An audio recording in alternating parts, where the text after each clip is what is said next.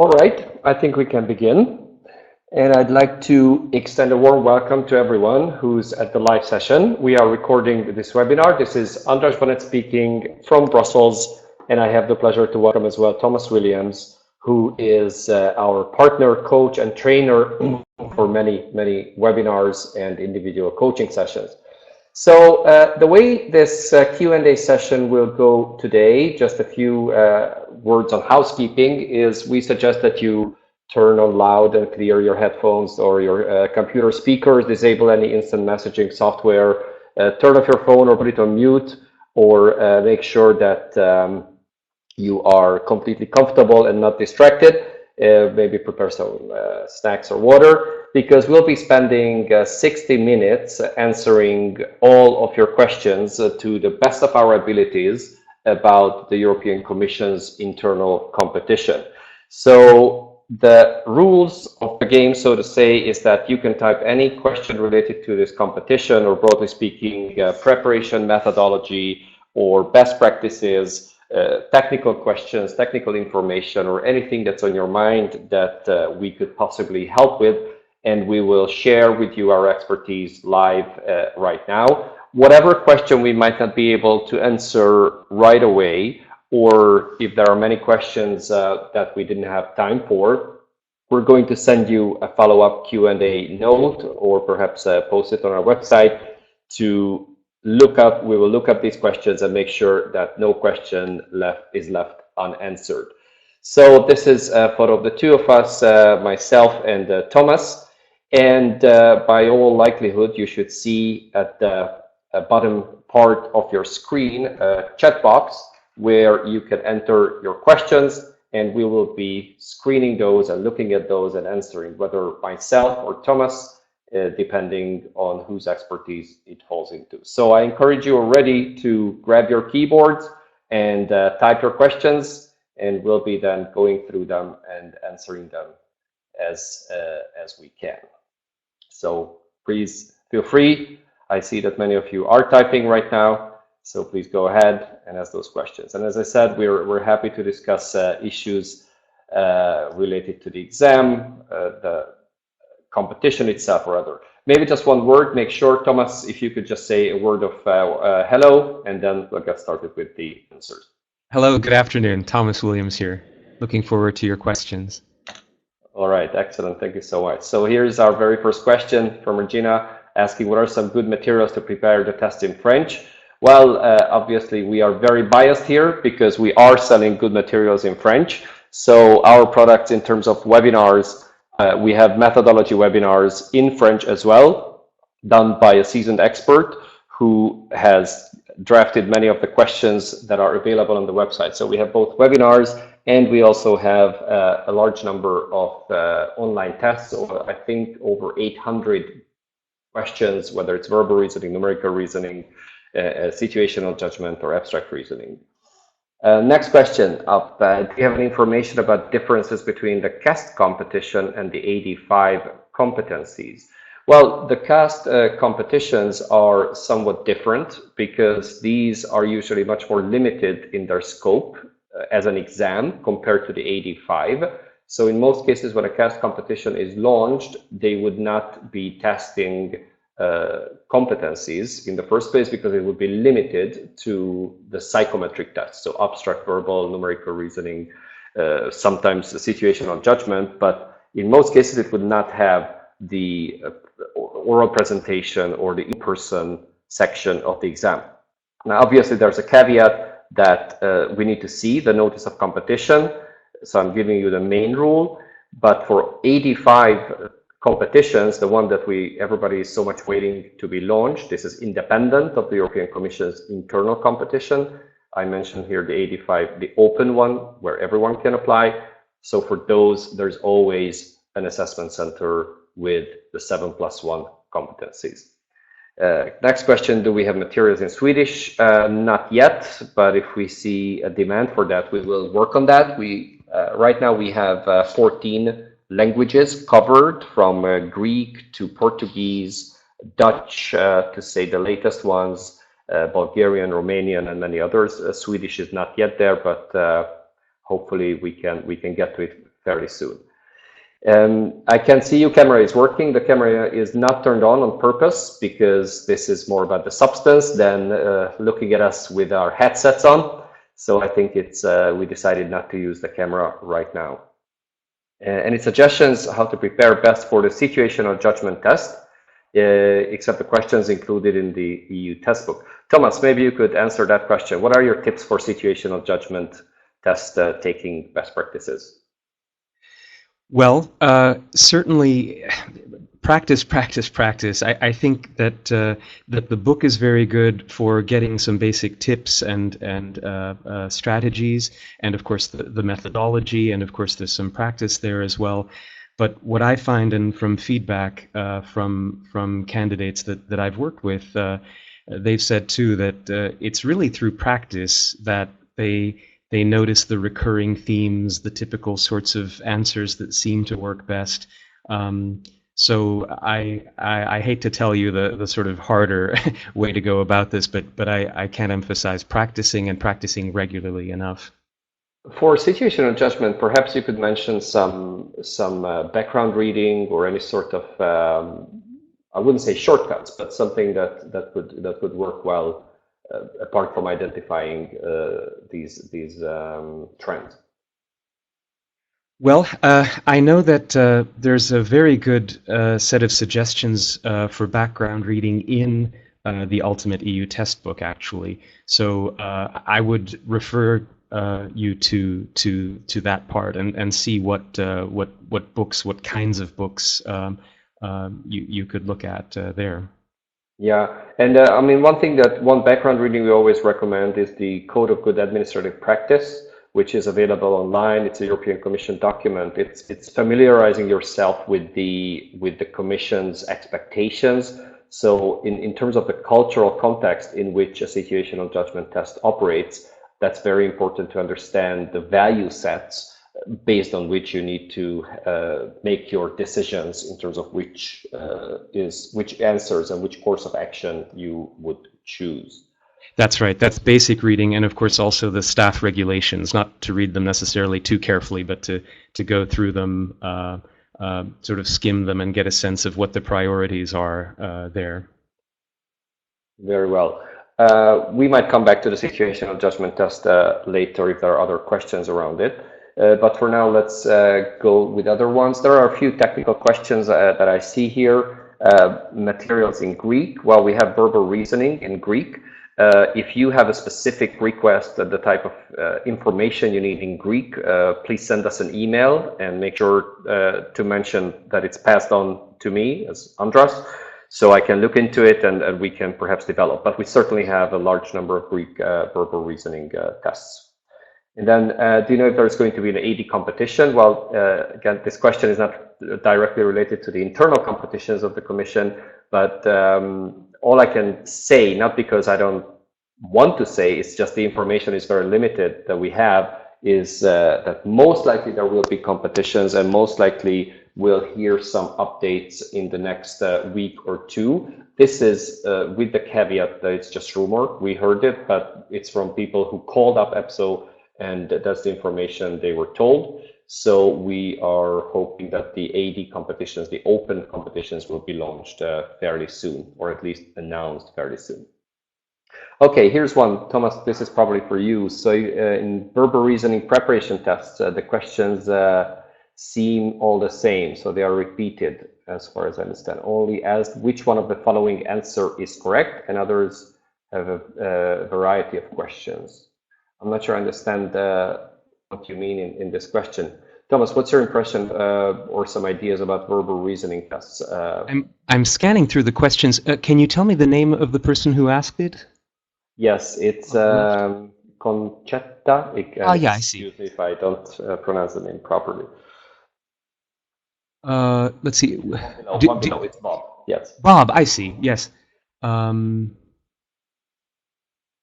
Yeah, so it's a technical issue regarding the numerical reasoning and the calculator. We can address that, definitely, so we'll come back to you on that.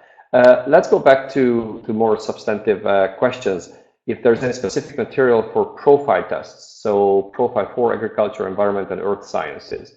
So I think this relates to a competition where specific knowledge is tested, and we don't have these questions only just for a very, very limited number of fields, unfortunately. So I think it's financial management and some EU knowledge tests we have from the past, but we don't have this sort of very specific type of multiple choice.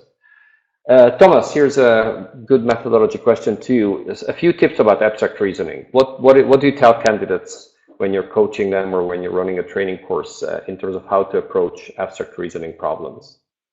Well, I think what we do in the webinar and the classroom training is a very good way to approach it, to sort of pick it apart. Sometimes an abstract reasoning item can look very daunting, very messy, full of symbols and so forth.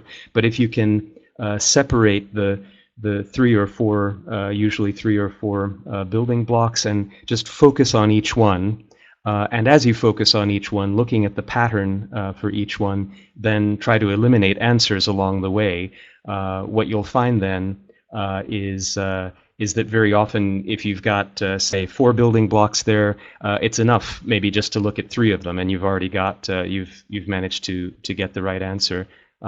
So I think that's a very important way to approach it, not to find it too daunting, and to be very flexible. There's so many different patterns. Right. And what's your take on when you're a little lost, or let me put it this way: if you have the sequence and you're looking for the last item, is it best to look at the question and try to come up with the answer yourself, even without looking at the answer options, or try to fit the pattern that you have sort of identified into one of the answer options? Yeah, well, I think the latter, definitely. Try to match what your own hypothesis of what ought to come next, your own hypothesis of what the pattern could be to the answer options. I think that's the fastest way to go. That's the most effective way. Yeah, I think it's if you had unlimited amount of time, probably the first method would be more bulletproof, because then you're not trying to match the pattern or match the solution to your pattern, but the other way around. But obviously, given the time constraint, it's probably much more efficient to look at the answer options and then do that part. Right, I agree. Here's another question. Regarding the internal competition, would you consider that this requires special training, or the typical training for the 85, 87 would be fine? Would you consider the level of difficulty? Would that be different? Well, I don't think it doesn't require any special training, in the sense that it requires the same type of training as you would have for an administrator competition. So if you're sitting in the commission's internal competition 86, then it's pretty much the same level as an 85, 87. In terms of difficulty, there might be slightly more.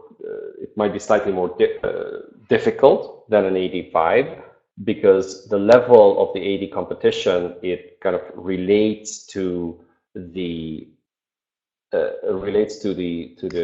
difficulty of the competition. But other than that, it should be just the same preparation as you would normally have for an 80 competition. So it doesn't require a special kind of preparation. Right, here's another one, and I encourage everyone, please type your questions, ask anything about the Commission's internal competition or interview or any other part, and we'll get to those. So abstract reasoning, any tips how to decrease the time I usually need to solve the more complicated ones? Usually it takes too much time to go through all the possible rules, exclude the false ones, and find the proper one. Thomas, bring out your best tip for... Well, what you definitely need to do is figure out how much time on average each item will take, and some of them are going to be easier, some of them harder.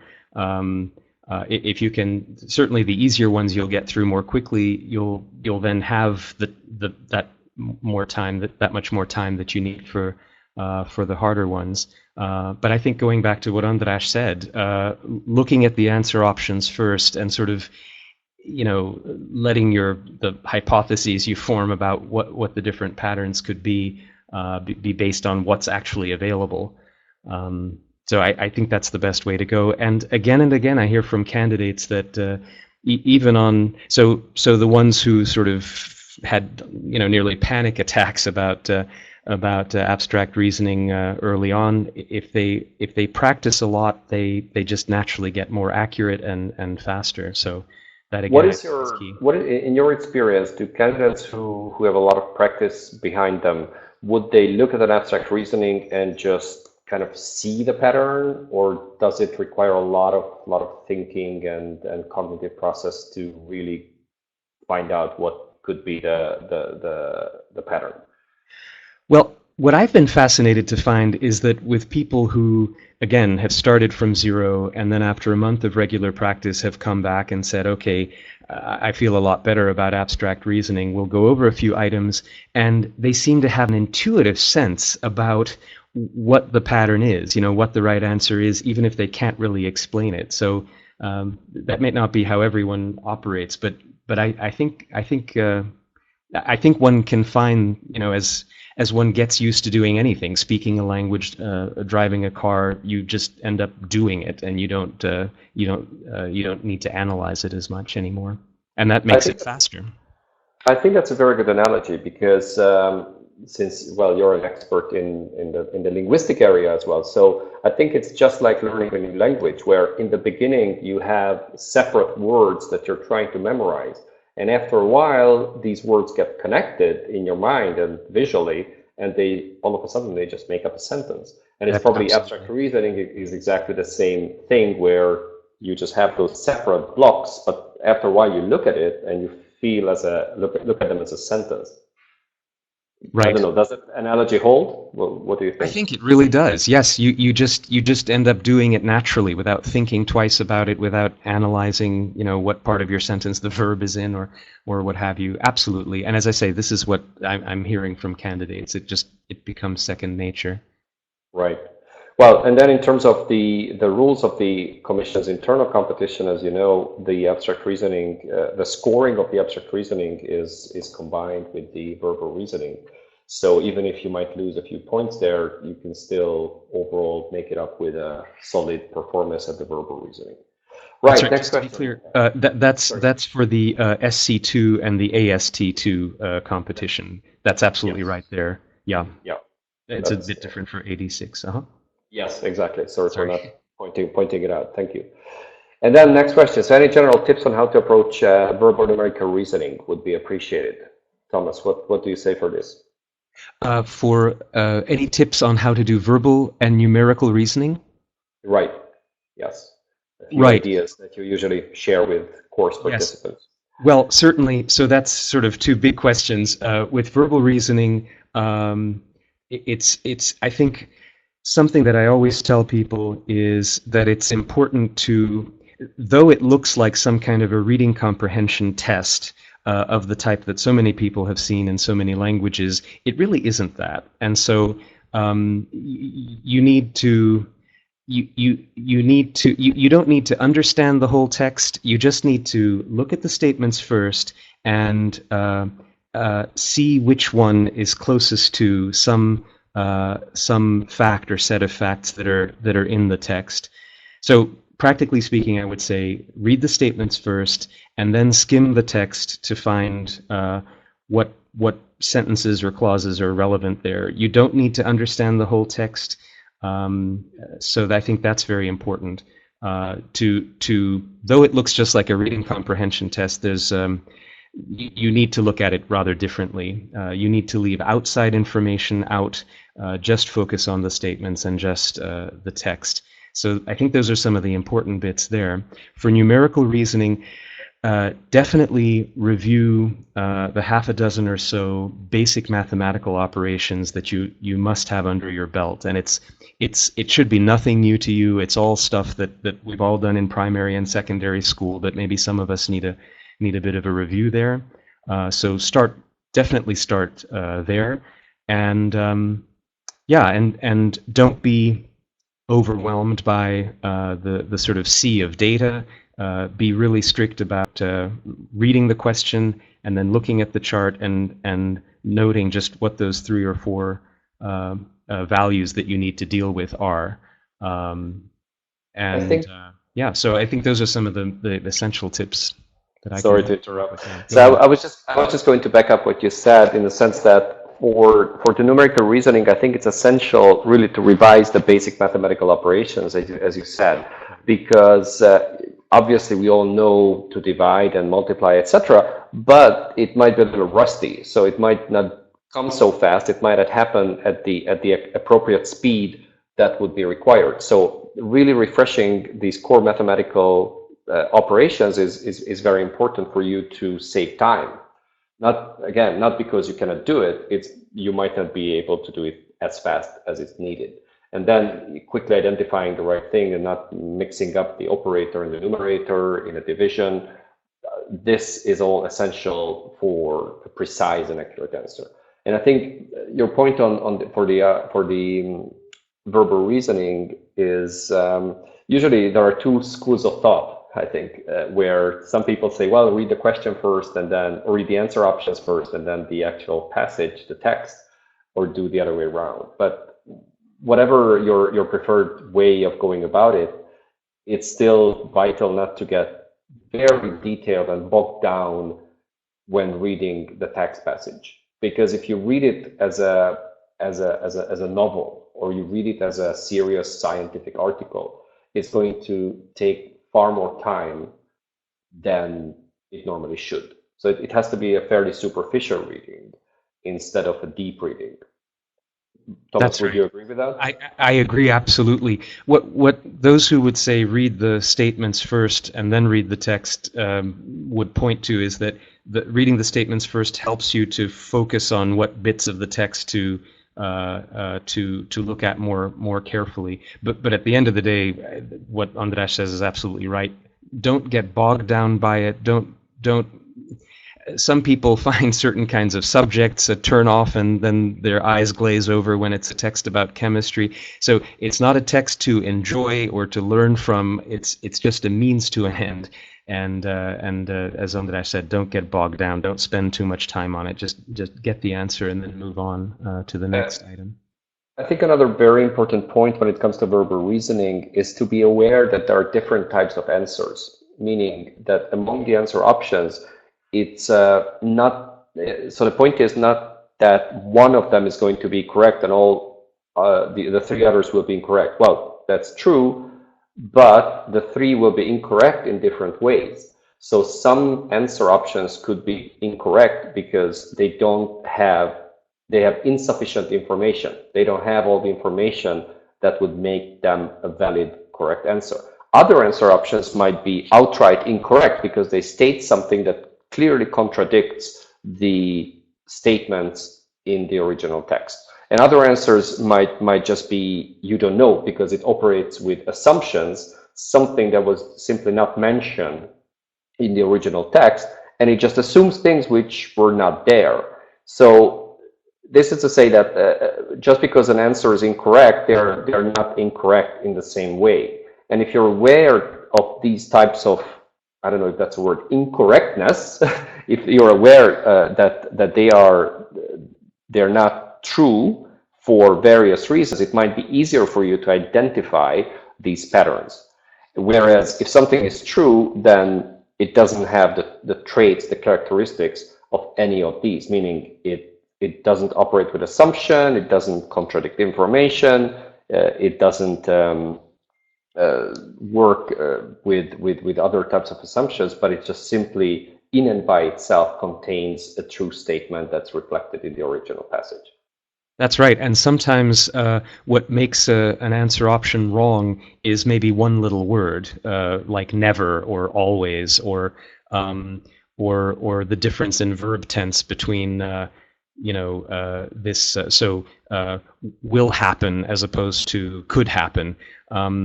Sometimes, especially if we don't look too carefully at the sentences, we could miss those details, and those are the kinds of details that often make the difference between a right and a wrong answer. I think any kind of adjective or preposition is a red flag because you'd say just like you mentioned, never or sometimes or barely or whatever adjective might precede a word. You say, I got to be very careful because this really changes the meaning of that statement, and I need to make sure that I don't fall into that trap. That's right. All And if right. I just may add Sorry, go ahead. on that, excuse me, so right now you and I are speaking English and we're talking about English words and English texts, but these same basic principles apply to any of the languages that you choose as your first language. So this same idea of verb tenses, modal verbs like will or can, and then adverbs like never, sometimes, and so forth. It's exactly the same set of principles in all the languages. So that's something you can look out for. I think that's a very important point that you just mentioned, because yes, we are basing our tips on English, but these principles hold true and obviously in all other languages. With a very important warning that if your language is, mostly Slavic languages or many Eastern European languages tend to be like that you would have these, you wouldn't have the prepositions, but you would agglutinative. So you would add the adjectives or the conjugation to the end of the word. So there you need to really watch out for these nuances, because again, one letter or maybe one accent of difference can change completely the meaning of the statement. Right. All right, so here's another question, in a little bit moving away from the psychometric test, but we might come back to them if there are questions. Do you know if the interview will be conducted in the same way as the structured interview in the usual EPSO competitions? I presume you refer to the internal competitions, so the interview at the Commission's internal competition. And based on the notice of competition, these will be different. So they don't talk about structured interview in the same sense as they do for normal EPSO competitions. So they do talk about, and let me pull up so I can quote you the right language. They talk about a different type of interview. So there's a presentation or a briefing, a policy briefing as part of the interview. So one major difference is that it's policy based. Most likely you will be given some background materials for the AST and the SC competitions. So there will most likely be a background material based on which you need to prepare a short presentation / briefing. And for AD competitions, and I'm saying this is more of an assumption, there may not be a background material, but you need to be, or you might be expected to know a given policy area and then give a presentation accordingly. And that's a major difference compared to the EPSO or the classic EPSO competitions, where you have the assessment center, which are most importantly not knowledge based. So there you're not expected, not required to have any knowledge about the EU, for that matter, or any other policy. So here, this is in the internal competitions, it's much more knowledge driven, and the competencies and the presentation and the communication skills are certainly important, but they are secondary. Whereas for the classic EPSO competitions in the assessment center, it's purely based on the competencies that EPSO had previously identified. So the 7+1 competencies like resilience, communication, working with others, etc. All right, let's see a few other questions. Can you recommend the Maths for Dummies book adapted to the test requirements with the bare essentials? I think you probably already answered the question in some way, because there certainly is a Maths for Dummies in the Dummies series, and there are certainly books like that. One thing that we can recommend from our arsenal or our toolkit is we have a webinar. It's a recording of a webinar. I think it's 60 minutes or perhaps 90 minutes, which really covers all the basic mathematical knowledge and operations dedicated specifically for the EPSO competitions. So this is something we did a year or two ago, exactly for this purpose. So those who are in need of refreshing their math knowledge, then you can find all of that in that particular webinar. Other than that, I think any high school mathematical book would be fine. well, depending on which education system you grew up with, but maybe that's even too much. But in terms of refreshing, that probably should do the job. And if I could add, so again, in András's book, The Ultimate EU Textbook, there's a list of those operations that you need to look at, and there's some ideas about how to go about dealing with them. And it really is a short list. So a lot of people panic when they hear about having to review math. Will it involve probability? Will it involve geometry? No. It's really just a finite list of basic practical stuff like figuring percentages and that kind of thing. So for those who are tend to be panic-stricken about math, it's actually not as daunting as it may seem. And I have a very, how should I say, it's a very simple but very useful piece of advice is when you're preparing for any kind of EPSO exam, just simply stop using any kind of calculator in your own life. So if at any point you're in a shop and you need to add up the price of whatever products you bought and you need to calculate that, just forget your phone or any kind of calculator. Do it mentally. Or if you do your household budget or any sort of mathematical operation, make sure that you really activate those parts of your brain that you force yourself to count.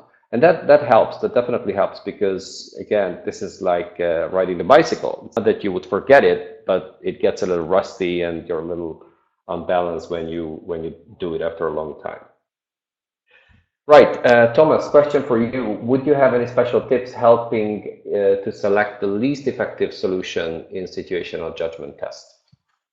Yes, well, I think what we say in the classroom training and the webinars is really the best approach. To take each answer option to the extreme, right? So if it says something like when you're assembling a team, pick the most enthusiastic people or the people who have the greatest interest. Well, the sort of worst case scenario could be that you've got a group of people who are very keen, but may not have skills or the competence or the experience to do the job well. So that does seem to help you separate the gray area, pretty good answer from the best answer.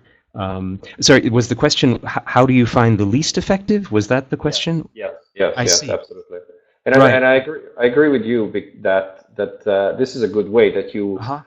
You turn yourself into, not yourself, but you turn that answer into some sort of caricature, and you really take it to the extreme and say, okay, if like in your example, Thomas, how do you pick members of a team, the most enthusiastic ones, or the ones who had worked on a similar project, or those who are the right, I don't know, are your immediate neighbors in the office. So, and then if you take it to the extreme, you say, okay, this is like what the caricature does. It takes a certain statement to the absolute extreme, and then you take a step back and say, okay, this is really not the right one. That's right. And I also think, and I don't mean to sound like a broken record, but I can't emphasize enough the importance of practice. And if you practice these, you'll see the themes that recur, the kinds of obvious worst answers and best answers. It'll become more and more clear to you. Even if maybe at the very beginning it seems rather odd because you're from a different sort of working culture, right? Higher education is very different from the private sector, and that is very different from the EU civil service. So I think once you see the basic methodology and you do a lot of practice, it'll become second nature. I assure you. Have you had a similar question or an experience like that somebody challenged you and said, well, I think this is the right answer, and you said, well, in this particular context or in this particular case, because of the EU, because of what the institutions are looking for, this something else, a different answer is the right one? Yes, I have had that, and so I think that those of us who may have had experience in other working cultures really have to kind of adjust our thinking to what really does seem to be successful in the EU civil service. What really works there. And Yeah, adjust our thinking. I think that's the way to get used to it and accept it. And in which sense do you find it's different from, let's say, private sector or some other, say, maybe national public administration structures? Yes. Well, in the EU civil service, one theme that recurs, and if you do a lot of practice, you see this again and again, that we try to reduce risk in the EU civil service. But if you work for I don't know, a startup in Silicon Valley or that kind of a culture, then risk is acceptable. Risk is necessary. Risk is how you make a lot of money. But that's definitely de-emphasized. Risk is de-emphasized. So that, So I in think terms that would of, be one example. so when somebody's going through their sort of decision matrix and saying trying to pick the right answer, then I think adherence to procedures, probably the role of hierarchy, fairly low role, risk taking. I think these are sort of core. I don't know if they're values, but these are core considerations that Yes. they need to be aware of. That's right. It's more important to be responsible, to show the public the work you're doing, to give the right answers, to reduce risk as much as possible in your work and in your dealing with the public. Yeah, I think another. So in the case of situational judgment tests, the concept of value is very important. And you mentioned culture, and culture is a set of values. So making sure that you really empathize and understand what a civil servant is expected to do in terms of their neutrality, in terms of making sure that the right rules are respected. So these core written or sometimes unwritten expectations really sink into the situational judgment tests. That's right, and that's why, as you mentioned earlier, it's such a good starting point to look at this code of good administrative behavior. You've got the basics there, and I think it's also good to consider that you talk about basic values and competencies. You hear a word like authority. Well, you know what that means, and I know what that means, but what does it mean in the Code of Good Administrative Behavior? What does it mean in the EU civil service? These words we take for granted and think are easy to define, they may have subtly different sort of nuances of meaning in the civil service. Right. A similar question, well, not situational judgment, but on verbal reasoning. So sorry, this is more of a technical one. It's not on methodology. So I'll answer that. Information whether verbal tests will be in your first or second language at the internal competition for the AD one. And so the verbal test will be in your first language. So one of the official EU languages, the verbal reasoning. So the same goes for the numerical and the abstract. Though for abstract, language is not really important. And the situational judgment test will be in English, French, or German, as long as it's different from your first language. Or Right, it has if to I be could different just from your first language. jump Please. in. Dora asks about the verbal test, and you're right. So the verbal reasoning test is, of course, in the first language, and I'm just I wonder if Dora perhaps means oral test, which is, of course, the next step, and that's in the second language. All right. Yes. Just guessing here. That's right. So the oral test. So the oral test, it will be in English, French, or German. Right. And not any of the EU's 24 languages. All right. What does the computer-based test entail? Well, computer-based test, that's essentially the verbal reasoning, the numerical reasoning, abstract reasoning, and for the administrators in the Commission's internal competition, it includes a situational judgment test. And for the AST and the SC test, it all includes a prioritizing and organizing test as well. So these are all computer-based. All right, for SC2, internal competition, the prioritizing organizing part, I use your book and online tests for my preparation, but I found the CBT prioritizing part more difficult, more data. Okay, we're happy to hear more feedback so we can fine-tune our questions and make sure it's in line with the difficulty level of the test. So we very much appreciate if you give us more information through email, and then we can come back to you. But one thing is that we are continuously improving and revising our tests, so it may have changed on our platform on EU training. So you might wish to look at that, but happy to discuss it bilaterally. And then if the pre-selection test is passed, what is the next stage? Is it an assessment center with structured interview or what else? Well, it depends on, so for the Commission's internal competition, it's not called assessment center and it doesn't have a structured interview, as we mentioned before, but it has the second phase, so the oral test, depending on ASD or administrator. It can take different forms, but as I said before, it's EU policy focused and not purely competency based. Right. Suggestions for preparation for the interview. Well, for the AD. So for the Commission's internal competition, the AD interview tips. Given that there is such a strong focus on EU policies, I would very much suggest that you do revise some key EU policies and have a basic notion, or maybe more than just a basic notion, a little deeper understanding of these key policies. I would suggest three things. Number one is to revise information about the EU's institutions and decision making, because this would be a useful knowledge to have, even if it's not directly required of you. When you are presenting about any EU topic, then it will help you present with the right vocabulary, with the right knowledge, with the right information. Number two would be to look at the key policies that are important today, meaning you probably would like to look at President Juncker's political priorities and the policies related to that. So digital single market, energy union, anything related to these days, especially migration, immigration, refugee issues.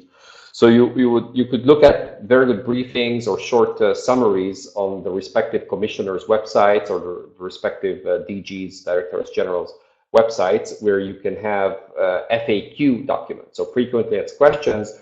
It's a very good way to quickly understand a topic, even if you have never dealt with it before. And then number three is fairly broad, meaning everything else. But you say, okay, fine, Andras, very helpful, revise everything else. But there are some good websites, and I haven't looked at it for a while, but there used to be, and I believe you can still find it online, an EU glossary.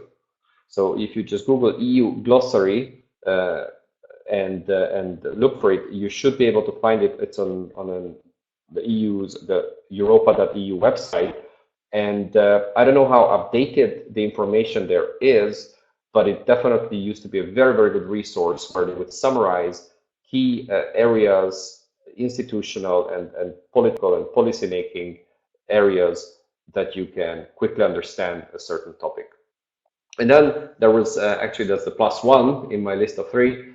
There used to be another website with policy summaries. I think it used to be called, and let me type it into here, because it's a strange word. I don't know what it was referring to, but it's called SCED Plus. So you should see in the chat SCED Plus.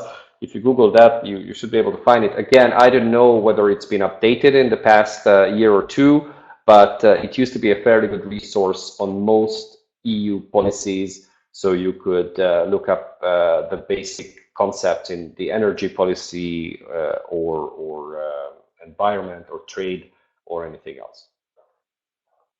Right, let's look at some other questions. Case study, do you have any tips how to prepare for the case study? I'm really concerned about the little time we have to do the synthesis that EPSO is asking. Well, I presume you refer to the open competitions, so not necessarily the internal ones, since in the internal there is no case study required. Tips for a case study, I think the most important thing is, again, not to get bogged down and not to have your time used up by reading all the materials very carefully. So all the background materials that you're required to read for the case study, you need to quickly skim through, but definitely not read them. So to have a fairly good understanding what's in them and use them as a reference and go back to them later, but not to read it through as you would a normal sequential document like a catalog or a report. Another tip for the case study could be that not all documents are created equal. So there are many documents there that are only there to distract you, or parts of the document which are irrelevant. Obviously, the challenge is to identify which ones are these, but to have that in mind that only bits and pieces of information will be relevant. And that should save you enough time to get started. And my suggestion is to start writing first and then go back to the documents, the background materials for reference, instead of reading it and only writing in the last 20 or 30 minutes and then panicking whether you can finish or not. That's a case study in a nutshell, but happy to elaborate. We also have a few webinars and webinar recordings and free tips and tips articles on the case study itself on our website. Is it true in the case of situational judgment test? Thomas, I think this will be for you to answer. So is it true in the case of situational judgment test that you have to forget all your previous knowledge? Because I sometimes find out, says Dora, that what would be an absolute no-go in my unit is the appropriate answer. So one concrete example, spending without having the budget available. What do you say for that? Yes. Well, I would, yeah, that's an interesting one. I would read up on what. So I don't know. I perhaps different units operate slightly differently, and what's represented in the Code of Good Administrative Behavior and perhaps more broadly in the EU civil service might be slightly different. So. I mean, something like spending without having the budget available strikes me as rather strange. I don't know if that's an example of what happens in your unit, Dora, because I can imagine that it's something that was in an example. Yeah. But I would suggest that maybe each unit has certain quirks, but I think broadly speaking, there's a general way that's sort of an ideal way, a preferred way to do things, and try to levitate toward that. Yes, I agree with that. So if maybe I don't know the exact situation and we don't have enough information about the particular case, but my assumption would be this, or my suggestion would be the same, is rather you try to gravitate towards the general than the specific. So if your unit might be more specific than others, then look at the general rule and not the specific ones. But obviously we would need to see the particular question, and again, happy to answer. If you contact us afterwards, we look at that and we can analyze it with more information at hand. Right. Do you have any tips for the exercise group? I presume you meant the group exercise. Could I propose to have some time for each participant, or to avoid that one or two participants speak all the time? Yeah, there is a whole, it has much more depth in terms of how to approach a group exercise. Again, those of you who might not be aware, this is not related to the internal competition. This is the classic, so this is the classic EPSO competitions, the open competitions, where the assessment center has a group exercise included. And what happens there is there's always a group of 6 people. Sometimes it can be 5, sometimes 7, depending on the logistics. And in the group, everybody is equal. There's no specific leader in the group, and there's no need that anyone be appointed as a leader. And the fact that all of you are equal, it's hard to really come up with that sort of proposals, because it's hard to enforce them, because you don't really have the individual authority to enforce it. What you could do is act as a moderator, ask a lot of questions from other participants and try to summarize what others have said. So this will put you in a unique position where you are still completely equal with everyone else, but you are not imposing yourself on top of them. And in terms of when 2 participants speak all the time, that might happen, but usually a good trick is that you interrupt one participant and you ask a third person. So if Mr. A and Mrs. B are talking, then you would interrupt them and pass the floor to Mr. C. So in that sense, you take away the word from someone, but you pass it on to someone else. So you break the dynamic of two people monopolizing the discussion, but it's not you who starts speaking, but then someone else. It's just really in a nutshell. Again, we have much more in-depth tips and tricks specifically on group exercise. And the very best practice for that is the coaching and the classroom training, even more the classroom training where we simulate a fully fledged group exercise where you see these tips and these issues in action.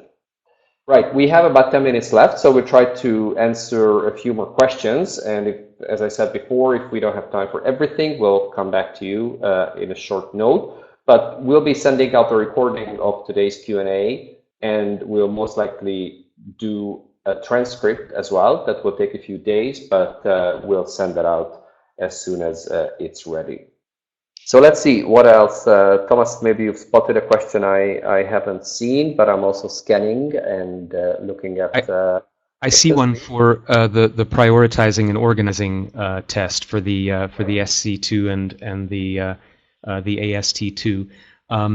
Yes, so typically you've got one chart that you need to deal with, a bus schedule or something like that, and then 1 to 3 questions. And the questions build on each other. So you've answered the first question based on the information in the chart, and the second question sort of builds on the first, and the third builds on the first too. So, and this is really good in a way because then you don't have to kind of get used to a whole new chart and a whole new situation with each item.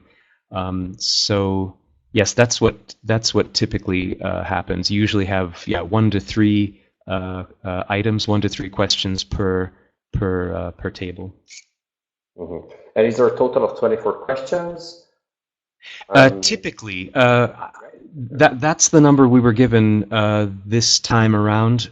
Sort of more broadly at the competitions, it can vary. It can be a few more, but it's usually 24. And I believe in this particular set of competitions, it will be 24. Right, but just a short note, on our website on EU Training, you can find a few free samples to familiarize yourself with the interface and with the test, so feel free to try those out. And then a question on CBT, so the computer-based test questions, are they picked out from the usual EPSO database, also for the internal competition?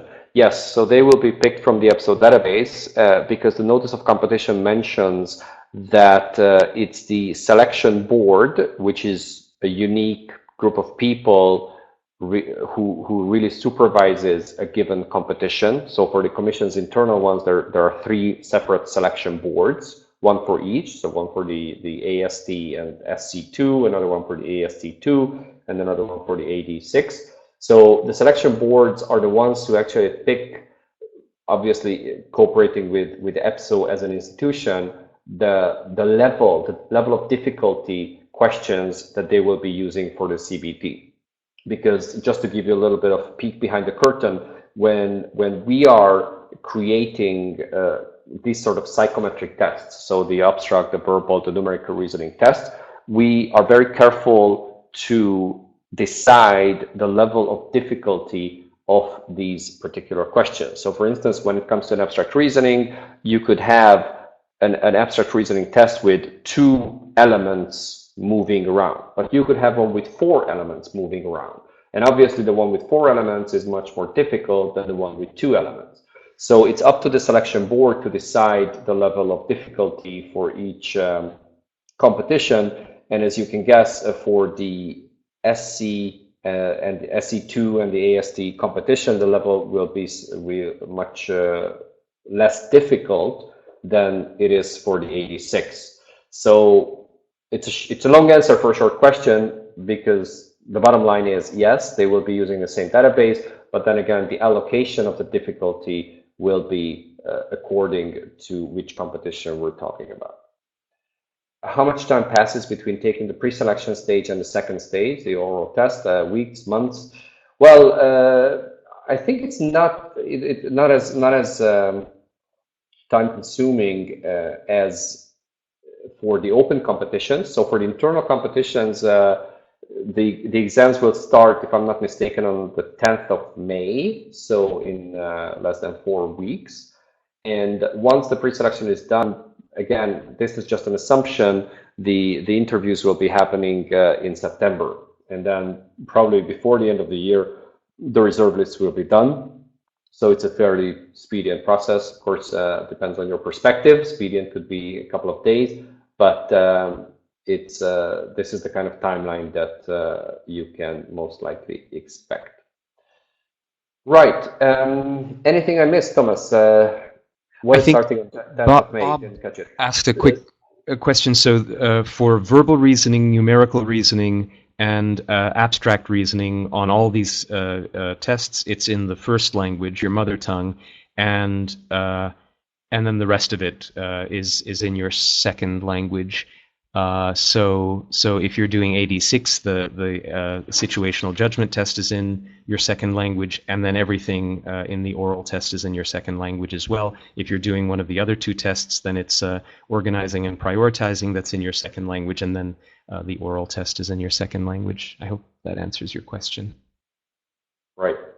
Here's a question which wasn't asked, but I take the liberty to answer because I think it's relevant for quite a few participants in today's webinar. Is something that you came up with, or not? You didn't come up with, Thomas, but you get this question quite frequently at the different training courses. Will I be at a disadvantage if I select a language other than French or English as my first language? So are the tests equally difficult, or what's your take on the translation or the localization of these tests, especially the verbal reasoning ones? Well, I do a lot of translating, and it's sort of a truism that that often texts lose something in translation, and because that's sort of in the air. In the process of translating these texts, which are often originally written in English or French, that there's great care taken not to let anything be lost. And so I've much rather heard good feedback about a test that someone's taken in Italian or Danish or some other language. So I think I can safely say that no, it does not put you at a disadvantage to choose one of these other languages other than English or French. Yeah, I think just one word in terms of a flashback to a couple of years ago. Initially, when EPSO launched this new policy of having 24 languages, or at the time it was fewer, but having everybody taking the test in their EU official language or their mother tongue. Yeah.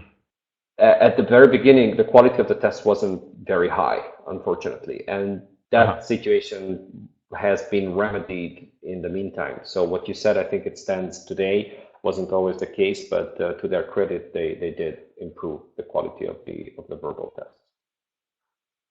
Very well. I think our time is exactly up.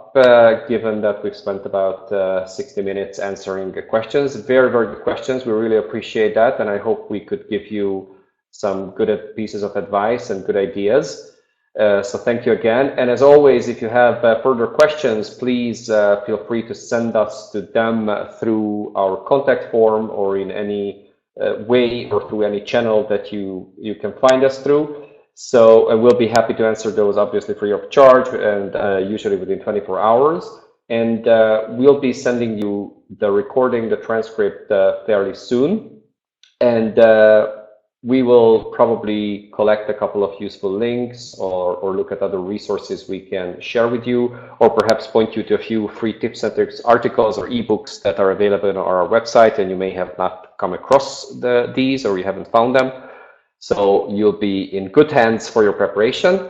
So I think all that's left for us is to wish you a lot of success and good luck for the internal competitions, or if you're doing others, hopefully these will be opened fairly soon in the next few weeks. And we are at your service at any point to make our EPSO preparation a success. Thomas, thank you very much. Absolutely. Yes. And so, for example, Dora, you wanted to ask about the one SJT item. If you could send us what it is you'd like us to look more closely at, we'd be happy to look at it more closely and figure out what the disconnect might be. Very good. All right. So thanks, everyone, both listeners and Thomas, and especially our staff in Budapest who helped us make it happen with the presentation and all the technical side of things, Esther and Lenke. So thanks, and hope to connect with you very soon. Have a nice day. This was Andras and Thomas. All the best. Bye-bye.